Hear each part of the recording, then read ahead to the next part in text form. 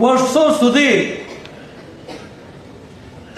એમના મૃત્યુ પછી પણ સરદાર વલ્લભભાઈ પટેલને દિલ્હીમાં જગ્યા એમનું સ્મારક બનાવવા માટે નહીં આપી. આખી જિંદગીમાં પહેલા પણ ત્યાર પછી પણ ક્યારે સરદાર વલ્લભભાઈ પટેલના એમના કોઈ કાર્યક્રમમાં ફોટો એમણે ના મૂક્યો.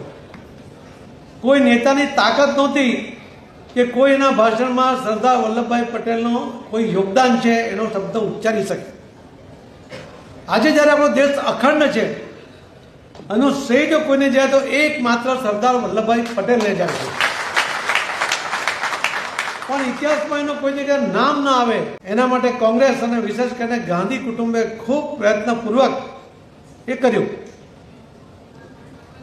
આજે એમ કહે છે કે હવે અમારા આ નેતા સરદાર વલ્લભભાઈ પટેલને ભાજપે હાઈજેક કર્યા છે. અરે આ દેશના નેતા હતા, દેશના અખંડ રાખવા માટેનું યોગદાન આપવાવાળા એકમાત્ર નેતા હતા, ગુજરાતની ધરતીના નેતા હતા. અમારો જ અધિકાર છે અને ફક્ત અધિકાર નહીં,